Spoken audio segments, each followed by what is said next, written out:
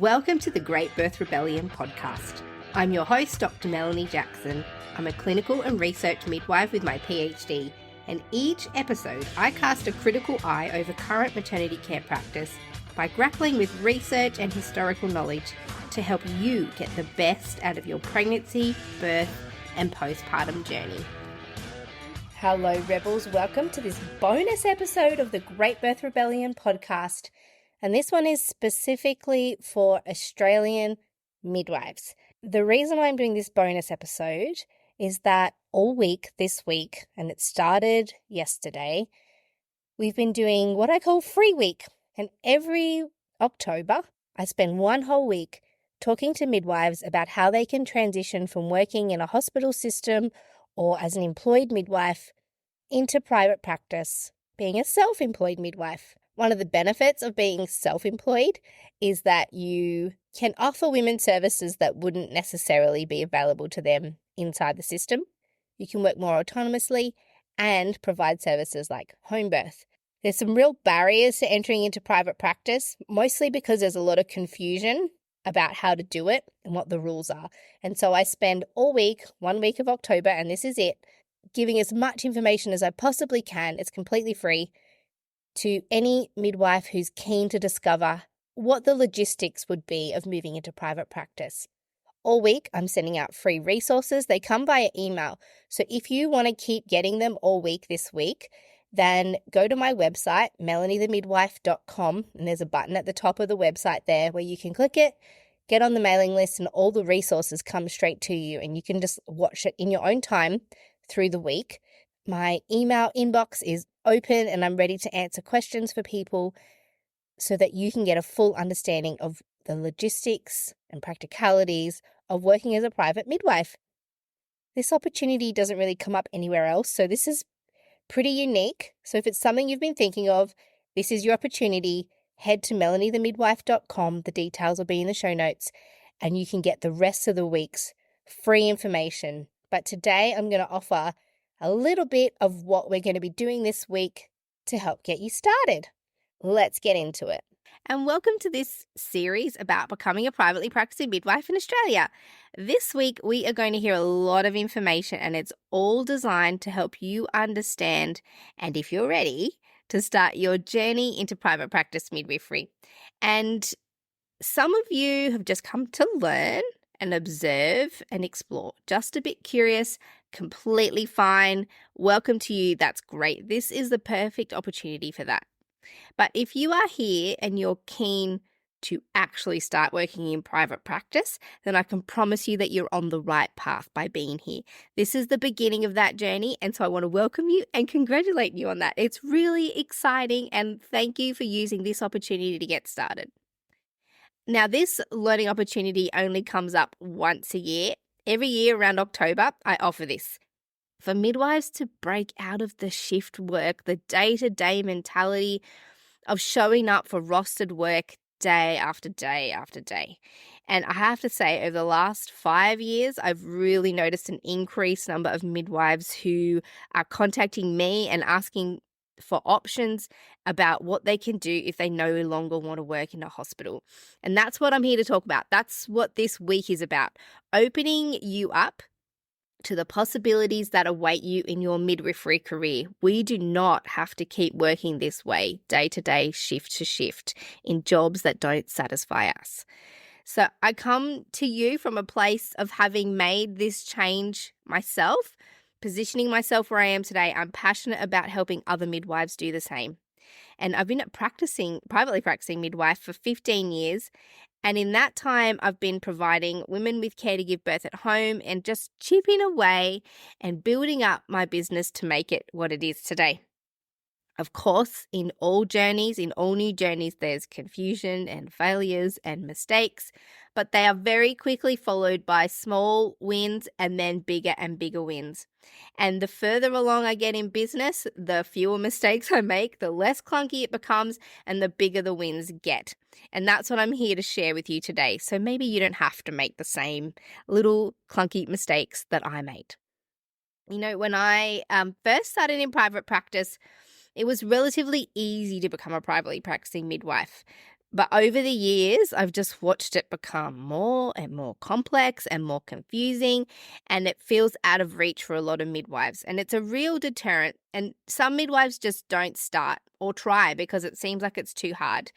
And so I'm going to demystify all of this for you this week. You can skip over the hard stuff, the problems about making mistakes, and just have a really clear path and understanding of what you need to do next if you want to move on to private practice in your career. Now, I've been helping helping midwives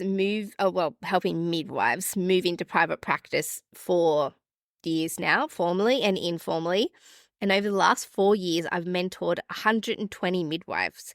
And I've watched many of them build these beautiful, successful businesses and start offering private practice midwifery services in parts of Australia that have not had access to home birth in the past. And before we talk about what the beginning of your journey might look like into private practice, I want to just give you a little bit of background on how I got here, a little bit about myself. I feel like it's important for you to know who you're dealing with, why I should be the one giving you this information. So just like where you are, I started midwifery knowing absolutely nothing about what it would take to be a privately practicing midwife. I mean, that's pretty much how we all start until we start learning and looking and exploring. But over the last 15 years, business has become so successful for me that I turn away more clients than I could ever take on. And I'm not saying that to brag. I don't want to sort of toot my own horn, but I just want you to know what's happening for me and that it's also possible for you, because many people have concerns that maybe there aren't enough women wanting home birth to make private practice midwifery a successful career opportunity. But there is such demand out there for private midwives. Women are asking for more. There are women who want to find midwives and there aren't enough. So we can squash those concerns if that's one of your concerns, that you maybe can't make enough money being a private midwife because there aren't enough women out there. I'm here to tell you that with the current level of interest, I do believe you can take that concern off the table. So the other big fear that I hear from midwives is that they're feeling frightened to step away from a job that pays them, but it's conflicting because they know that that job is not serving them and it's not serving women. And so it's frightening to explore a business opportunity that they don't know will even work. Now, this type of thinking will immediately stop you from going on the journey to change things in your life. And you'll get stuck if you're sort of paralyzed by fear. You won't move forward. You'll get stuck there. So don't let the fear paralyze your dreams. Just let it spur you on to keep learning and motivate you to succeed in business. So turn that fear into a motivation to just keep learning. Don't be deterred from it. I'm here to help you with that. You aren't alone in doing this, and other midwives have gone before you. You're not the first person who felt frightened. But if you don't continue, you will never get into private practice. So back to the story. How did I start? When I graduated from midwifery, I was 24 years old. I didn't have any children, and I just stubbornly and naively committed to working as a private midwife. I knew that it was either, for me, was going to be private practice midwifery or nothing. I knew I couldn't bring myself to work my entire career in the system. And I take my hat off to you midwives who were doing that. I don't know how you found the strength to do that. It's amazing. I knew I couldn't. I knew it would make me emotionally, morally, mentally, physically just unwell and ill over the long term. It might be sustainable for the short term, but can you see yourself doing this for the rest of your career? I couldn't. So I knew that private practice midwifery is where I would have to go if I was going to stay in midwifery. And I needed a career that would be sustainable. I was 24. I was going to work as a midwife for the rest of my life. I needed to pick something that was sustainable and that wouldn't drain me, and also leave room for my future plans that I had for my life and my family. I didn't want work to dictate what else I could do in my life, where I could go to, when I could have time off. So working for myself ticked a lot of the broader goals that I had for my life and that I had for myself. So I was just so committed to fleeing the system. I didn't even do a new grad year. I just trained as a midwife. I got registered and went straight out into private practice. I had zero hospital-based experience as a registered midwife. I was just, as a student, was my only experience in the hospital.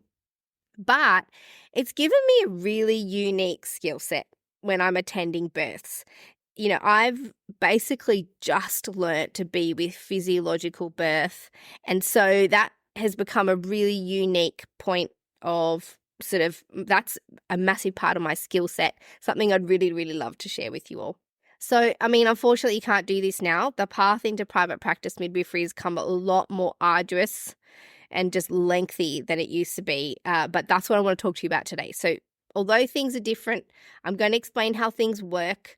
There are a few things to get you started and a few critical things that you need to know if you're planning to work towards private practice.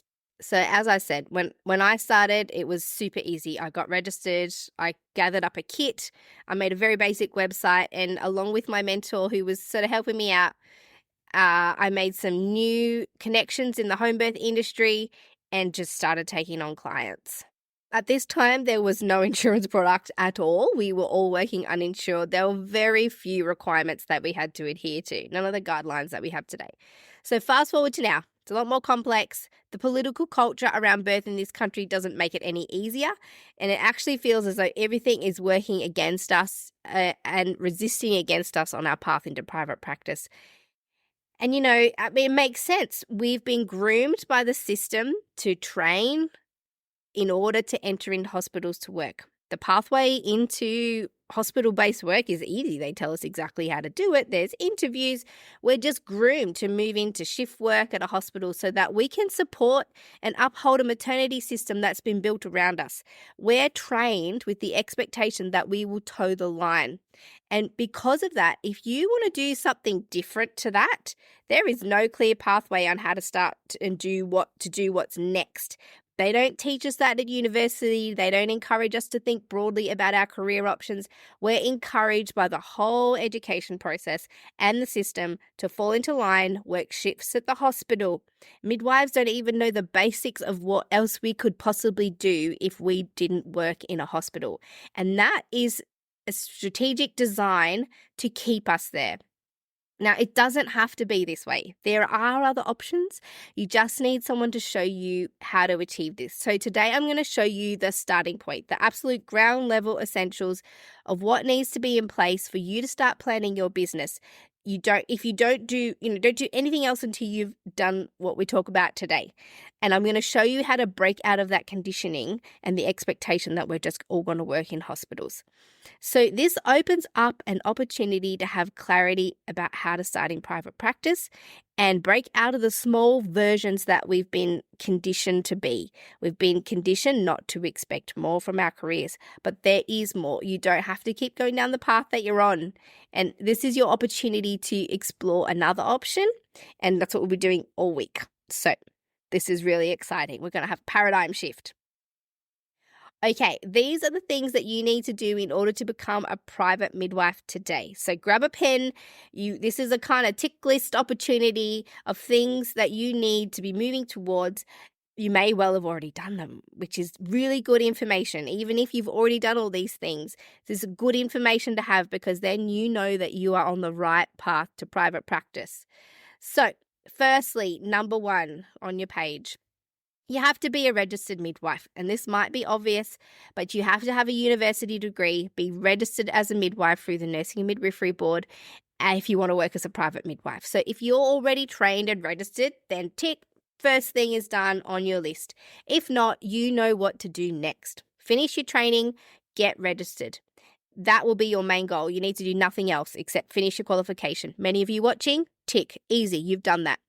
So secondly, you need 5,000 clinical midwifery hours, which is the equivalent of 3 years full-time clinical experience. And at the moment, that has to occur over a maximum of 6 years. It doesn't all have to be in the hospital, and we'll talk about creative ways of banking up these hours as we go. But I know 5,000 hours sounds daunting, but there are whispers on the grapevine that are indicating that this 5,000 hour rule is being reviewed. It will likely be changed and significantly reduced. And there's a really big push to reduce these hours. And it's been acknowledged that, they're a real barrier for midwives getting to private practice. So you can, even if you're working on accruing these hours, just know it might not stay at 5,000. So that's really good news. Now, thirdly, private midwives are also required to get a postgraduate degree in pharmacology and diagnostics. And there are 3 courses designed for midwives that satisfy this requirement.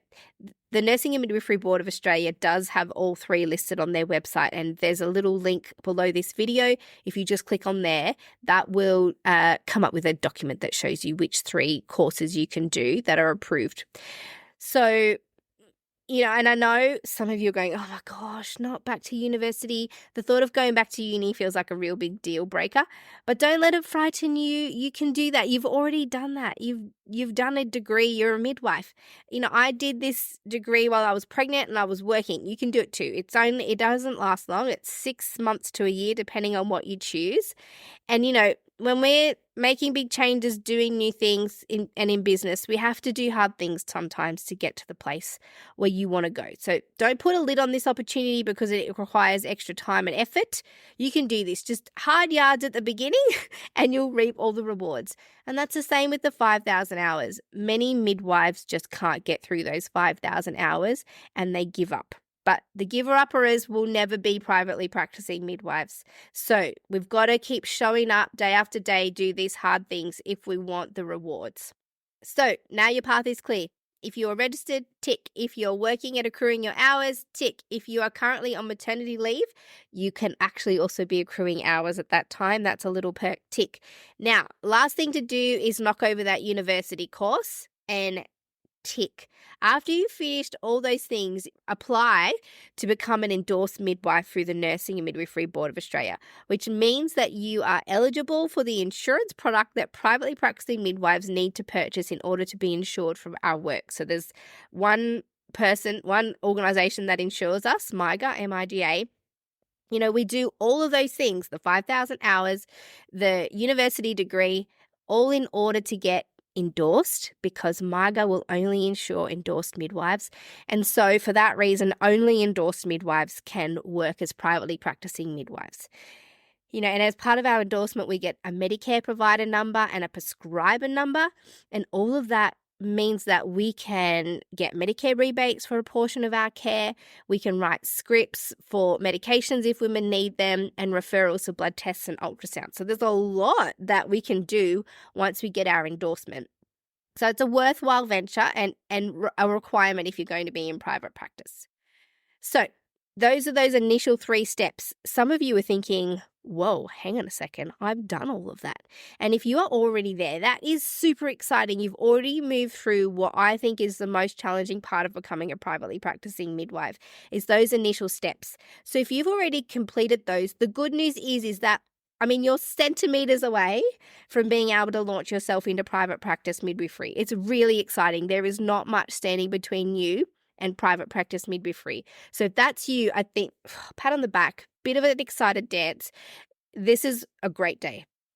So for those of you who are still on that initial journey, you might already be feeling overwhelmed. And if you're at the beginning of the journey, I know this first bit sounds like maybe a bit much for you now, but everything that is hard can be achieved by breaking it down into small, achievable steps. And sometimes big things, like working towards a private practice, can be like being confronted by this huge elephant. But how do you eat an elephant? This is what my mum taught me. How do you eat an elephant? It's one bite at a time. And that's how we do hard things. One little micro bite at a time. Before you know it, you'll have eaten the elephant. So that's what I'm here for this week, to help you eat the metaphorical elephant. And that's why I'm offering this opportunity to help you make a map and a plan for how to get from where you are now in your career into private practice, and how we're going to progress. So there is nothing like this opportunity in Australia. No one else is sharing this information freely like what you're going to get this week. So lap it up. I've taken the road myself. In fact, I've taken other midwives along this road over the last 3 or 4 years and formally mentored 120 other midwives. This is the place to be if you are ready to enter into private practice. Okay, now there are 3 things we have to get our head around when we are starting a private practice. Again, this is a pen and paper opportunity. moment to jot down some things. So 3 parts to private practice. It's kind of like the 3 pillars. 1 is being clinically prepared for your work as a private midwife. 2 is becoming a business person so that you can operate your own private practice because you are also running your business. In fact, I encourage private midwives to see themselves as business owners whose service is midwifery care. So many midwives tell me that they don't want to be in business. They don't want to do the business side of things. They just want to be private midwives and attend women who give birth at home and give midwifery care. I'm telling you now, it's a recipe for failure to neglect to manage your business in order to focus completely on providing midwifery care. Don't let that stop you though. Don't let your concern about running a business stop you from exploring private practice. We can do this. We do hard things. So in the coming videos this week, I'm going to run you through a few things that you can do to get your business started right away. All the business basics that you need to lay down before you do anything else. We're going to take it step by step, one bite of the elephant at a time. Okay, thirdly, the third pillar, the last thing you need to consider is the legal and legislative framework around your work as a privately practicing midwife. So those are the 3 pillars that you've got in your head. Jot them down. You know you've got to get your head around those things. Now, those last 2 things, the business and the legal stuff, that's what I really want to focus on in the coming videos through the week. And those videos are going to be available to anybody who's joined the mailing list for this free week. And so if that's something that you're interested in, if you've gotten just a taste of information now and you think, I definitely am going to need the rest of the information, please do go to melaniethemidwife.com and sign up to the mailing list. You'll see the button at the top of the website. It's on the homepage. And everything will get emailed to you all this week. So you'll have the rest of the story about how to become a privately practicing midwife. Now, what I'm going to do next is answer some of the most frequently asked questions that I get about private practice. So these might be something that you're thinking about. So let's answer those now. So I'm just going to get straight into those today because I want to give you as much information as possible. That's what this week is about. Answering your questions to see if maybe entering into private practice midwifery is not the scary step that you thought it was. So first question that always comes up is about being a new grad or a midwife who's still getting through those 5,000 hours. And it's really hard to work in the system if you want to be a private midwife and you're stuck in this system that just is railroading you down into managing birth only in the way that's done in the hospital. So the question is, what advice do you have to help me through the 5,000 hours? This 5,000 hours, they're likely to be reviewing it, but let's just work towards the possibility that you might need to still get 5,000 hours. Here's how to get through that time I think this is actually an opportunity, and a lot of people look at the 5,000 hours really disappointed that they're going to have to do it. But if we can see this as an opportunity to gather the skills that you are going to need for private practice midwifery, all of a sudden your complete mindset on the 5,000 hours changes. So that's my first tip. Adopt what I call, or what is called, I don't call it, it's not my terminology, but the craftsman's mindset.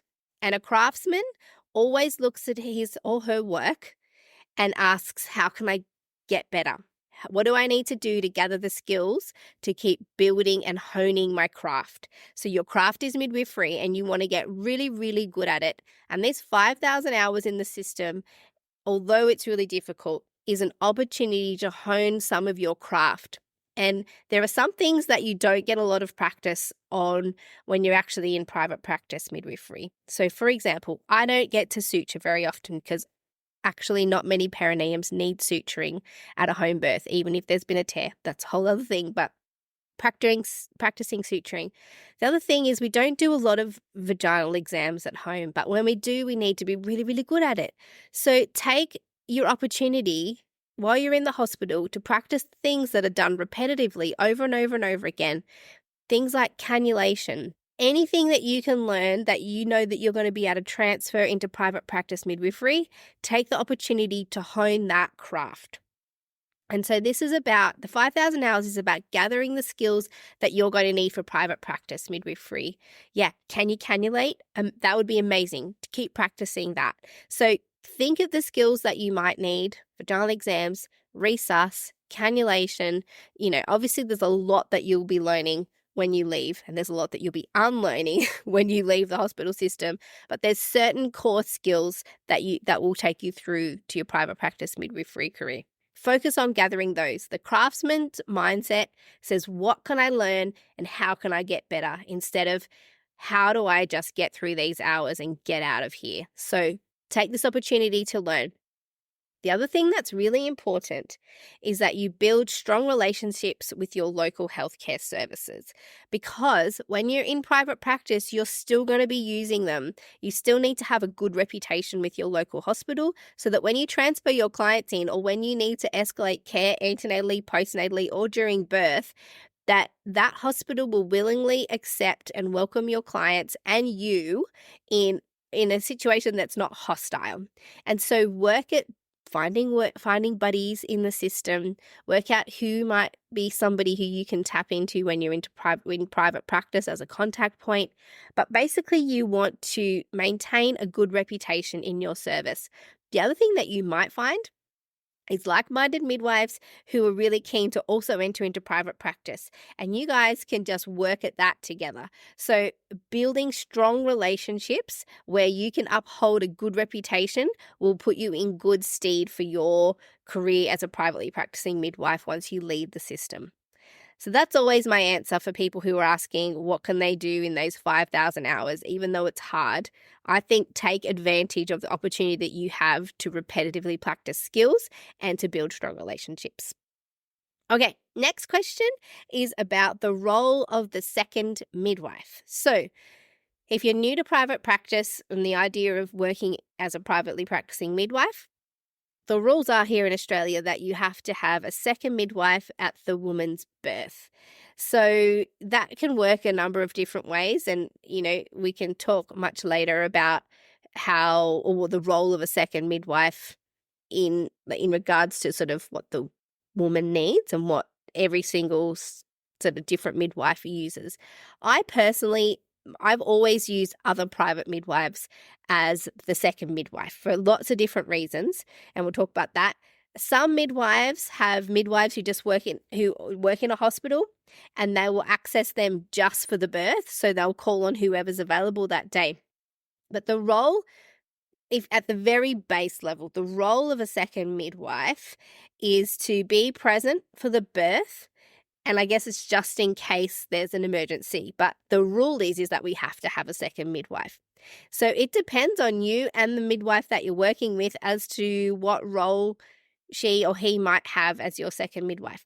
I can speak to my personal experience, but I have always hired second midwives who are already private midwives, so they already have their own caseload as well. The reason for that is that way I know that they have all the equipment that they need in case I'm not available. And so for me, part of the role of a second midwife is to step in as the first midwife, as the primary midwife, if for any reason I can't be there for either an antenatal visit, the birth, or a postnatal visit. So I know that all the midwives I work with could completely replace me if that was necessary. And this is really nice for things like sick days, important events that you don't want to miss. If you need to take holidays, you know that you can offer the opportunity for women to have their second midwife take over, knowing that they are fully qualified to do that and have all the equipment and experience. But a lot of midwives don't have that luxury of having a spare private midwife available. And so you can use any registered midwife as a second midwife. And at the actual birth, how we do it is the primary midwife goes, the woman's midwife who she's hired goes. When it comes closer to the woman actually giving birth, we call our second midwife. They come, usually do paperwork, help with passing equipment if we need it, reheating the pool, emptying the pool after the birth, stepping in if there's an emergency to be the second pair of hands. They might be the one making the phone call to an ambulance if we need to. And they're there also for just to bounce ideas off and strategies. But essentially, the way I explain the second midwife to my clients is that they could replace me if needed, but they are there to do all the other background work while I'm working clinically with the woman. So the second midwife is there for me, and then occasionally for the woman in an emergency. And it's true that the second midwife doesn't have to be endorsed. So any midwife can step in as a second midwife, whether you're working in hospital or not. So next question that's come through is, how do you support women who want care outside the guidelines so that you can protect yourself and avoid being reported? All right.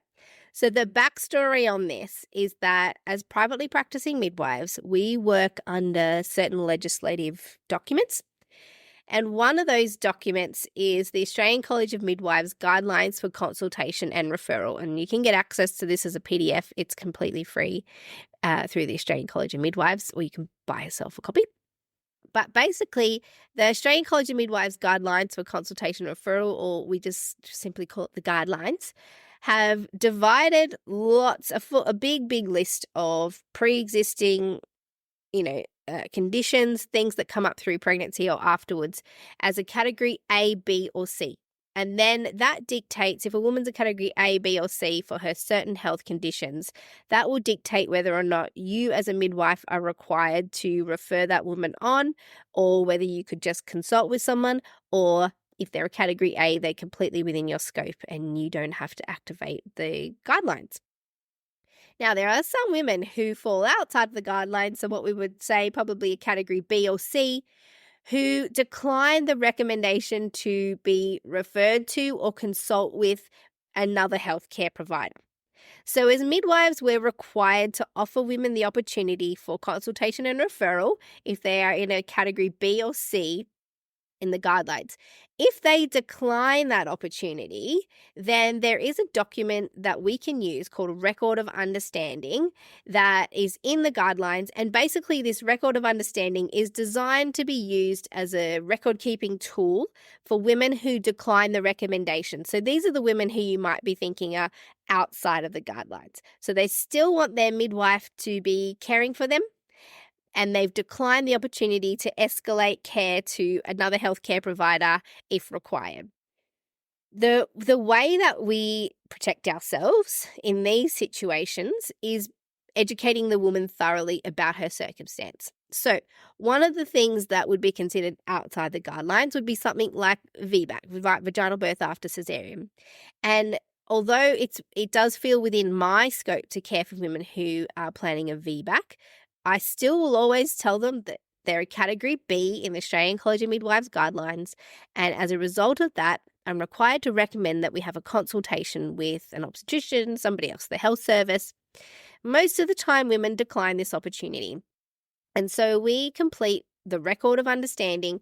I list out all of the education that I've given to the woman, and it needs to be broad and thorough, not just your perspective. It needs to be all the options that are available to this woman, what would be offered to her in hospital, what the research says, what the guidelines say, what you've got to offer, so that the woman can decide for herself what she wants to do next. Does she want consultation referral? Does she want a home birth, hospital birth? What kind of level of monitoring does she want? So basically, your job is to give her all the education, offer her the opportunity for a consultation and or referral. And if she declines that, then you complete the record of understanding, which details everything that you've gone through with the woman. So if you've been really thorough with your education, it's non-biased, it's broad, the woman's been receptive to that, you've documented all the care that you've given, your recommendations are evidence-based, and you've been very clear about your scope of practice and the ACM guidelines requirements, and you complete the record of understanding. That's how you keep yourself safe. Give really good, thorough care and education. Inform the woman of absolutely every little bit of information that you have. Inform them of your scope of practice. If you don't feel capable of caring for a woman who's planning a VBAC, then you need to let the woman know that this is out of your scope and that you recommend that she seeks different care, for example, or does something else to make sure that she's kept safe. And so this is how we keep ourselves safe. Either follow the ACM guidelines or follow the documentation process and education process that would be required to complete a thorough record of understanding.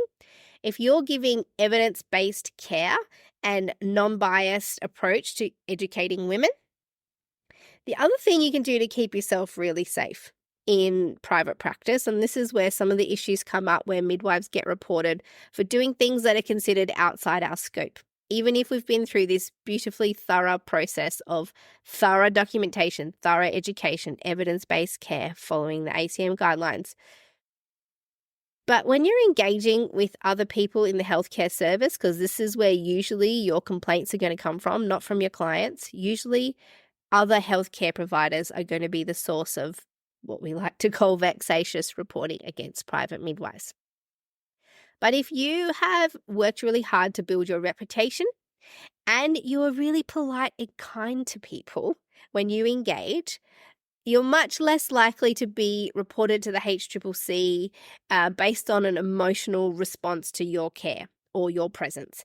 So some people who feel threatened by you might do vexatious reporting, not at all based on the type of care that you're providing, just because of their hostility.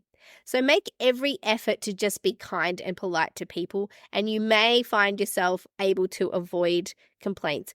This doesn't happen to everybody. I mean, there are statistics that suggest that up to 50% of private midwives get reported, but that is not as scary as you think. I've had 3 reports in the past. All of them have gone nowhere because I really vigilantly give thorough care, complete the documentation thoroughly, follow the guidelines. It's evidence-based. I'm as non-biased as possible, and I'd make every effort to keep everybody on side. So complaints are not the big scary thing that you think they might be. They are not career ending. You can keep yourself safe by doing a really good job. But also, early on in my career, I was very, very selective about the clients that I would agree to care for. So in the first few years of my midwifery career, where I was just a brand new midwife and, feeling not very skilled, I would take low-risk, multiparous women only. So I would not take on women who were planning a VBAC or who had gestational diabetes or thyroid conditions or anything like that. My scope and your scope will gradually grow and grow and grow the more times you care for a woman. But at first, it's absolutely fine to just select clients who are within your comfortable scope of practice. Don't stretch yourself at first, only do what you're comfortable with, and let women know that from the beginning. So this is a way that you can help support women to have care that are outside the guidelines, but also avoid being reported, protecting yourself, but educating the women as well. So you want to just give thorough care, really good care. Focus on high quality and very good documentation, and that's what's going to keep you safe. Next question, how many women do private midwives normally look after, and how do they manage their workload? Such a good question. It always comes up every single year. So fortunately, I've worked out a pretty good way of calculating how many women you can look after in your year. And so this is something that you can apply to your particular work circumstance and your life circumstance. So over the years, I've had a look at the documentation that I keep for every single client, and I've tallied up roughly an average of how many hours each client will take over the duration of their care. So the average care that a woman requires from you as a midwife is about 40 hours over her care. If she's had a really long labor, obviously that blows out. If she has a short one, that's different. Sometimes we can go to 42 weeks and you're giving way more antenatal care than usual. Sometimes they've got some extra postnatal issues and you'll be seeing them more frequently. But you can average it out to approximately 40 hours per client. So that would kind of be, I imagine 40 hours to be a standard work week. And so if you want to work full-time as a privately practicing midwife, you can look at that and go, if I have to allocate 40 hours per client and I have roughly 4 weeks a month, then a full-time load would be approximately 4 women a month. There are midwives who take on more than this, and they may compensate by either doing much longer hours each day or providing less hours of care somehow.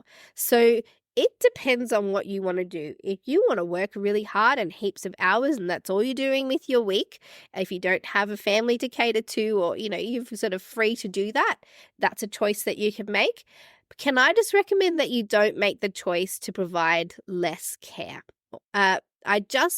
One of the real hallmarks of private practice midwifery is that we have time for our clients and that we provide adequate care. The time pressure is what you get in a system. It shouldn't be what women are going to get from their private midwives. That's just a personal opinion of mine. There are midwives who take on heaps and heaps of clients. That's their choice. I personally believe that the cap is at about 4 women a month. Sometimes you can take on more if you've got a quieter next month or, however it works out. So then you've got to consider, well, how many hours do I have to give to private practice? If you are a woman with small children, or if you don't have a lot of support, or if you only work part-time anyway and you're thinking, well, I only actually want to work part-time as a privately practicing midwife as well, think about how many hours you've got. Do you have 40 hours a month to commit? And if you do, then you could take on 1 client. Or if you have 80 hours a month to commit, then you could take on 2 clients. And then also think about the money that you need to make. Think about how much money do I need per week or per month as an income? What are you currently making, and how would that compare to how many clients you might need to take on? And we're going to talk about in this video as well the earning capacity of a private midwife. But midwives can charge anywhere from $6,500. I've seen midwives charging up to $8,500. So it depends on your service structure. But if you think to yourself, right, I can only take 1 client a month because I only have 40 spare hours a month, and that client might pay you $6,500 to $8,500. How does that feel for you in terms of the amount of money that you'll need that month versus how much time you've got? And so that's how you can kind of determine how many women you can take on. It just depends on your circumstance and how much time you have. On busier months, for example, this week where I'm here with you answering questions and really engaging with this learning process, I take a lot fewer clients in October because I know that I'm busy with other things. Whereas there's some months that I have nothing else on, there's no other business things going on, and I know that I can take on more women who are due that month. So that's how I manage my workload. But if you, in your mind, just imagine that 1 client equals 40 hours and somewhere between $6,500 and $8,500, then you can work out how much you need to work in order to earn an income that's required for your lifestyle and how much time you have to commit to each client. And this next question kind of flows on in from that. And this is people asking, how do you balance having kids with being on call? Or this could be really any other responsibility. Some people are looking after their parents or their carers for other people or their children and have other things going on in life that mean that being on call could be a bit challenging. So here's my tips on how you can balance this way of working with being on call.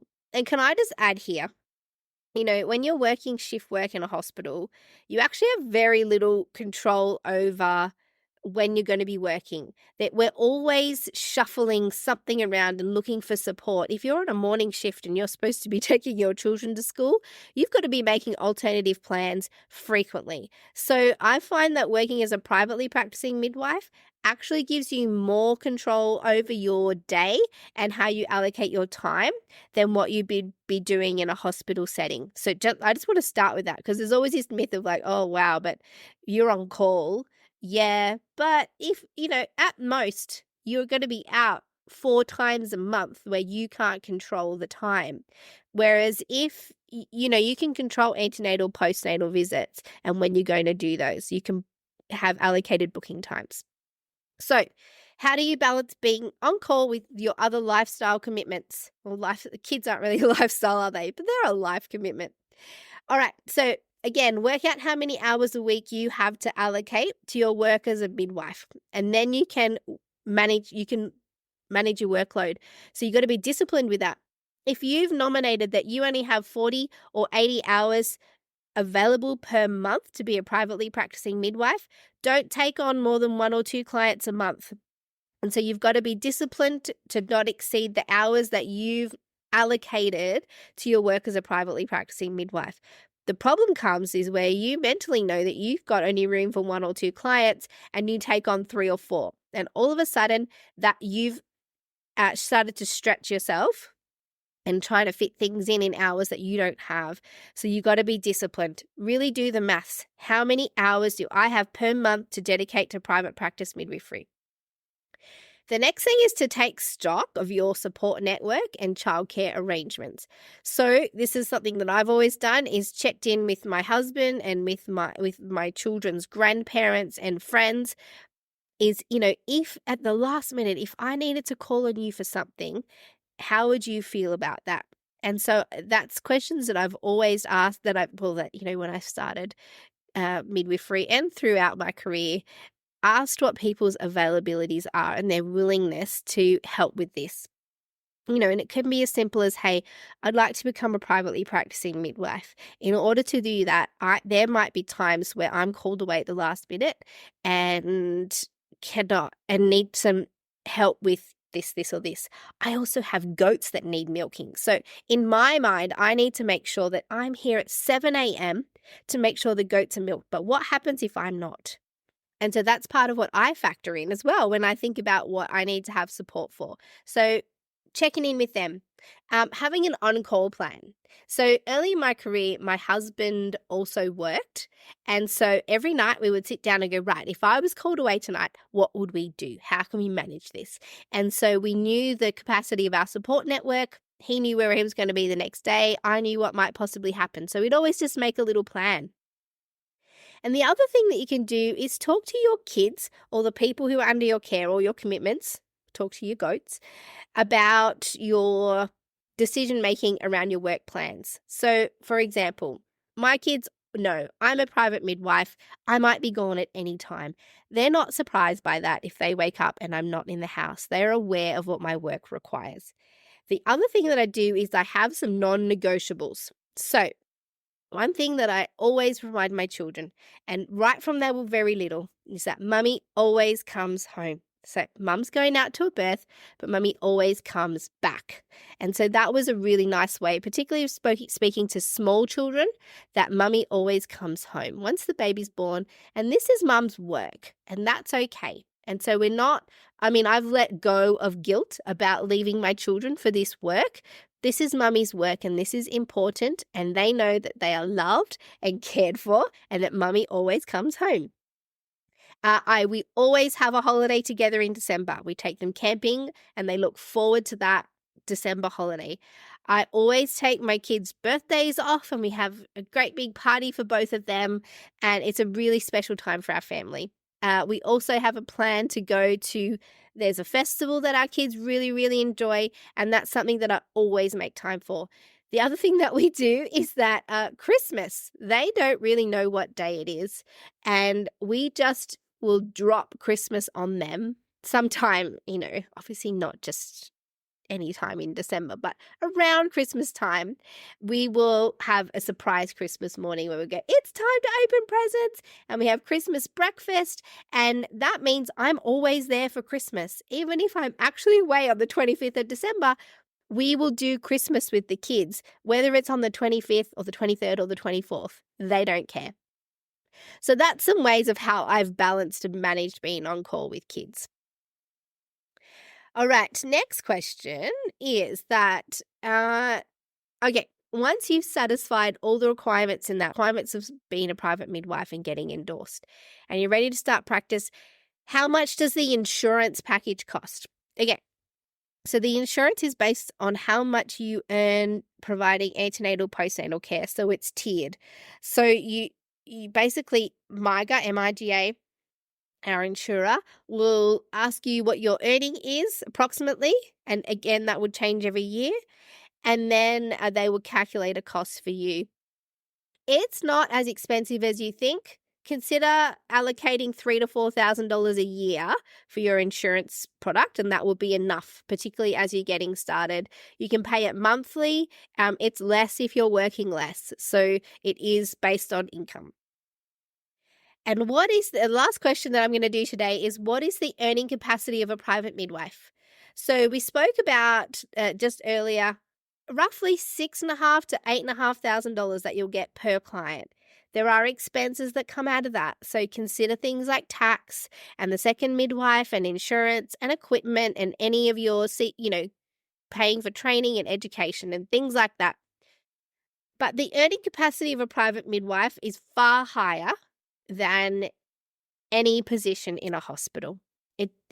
Any midwifery position in a hospital, you will always earn more per hour as a privately practicing midwife.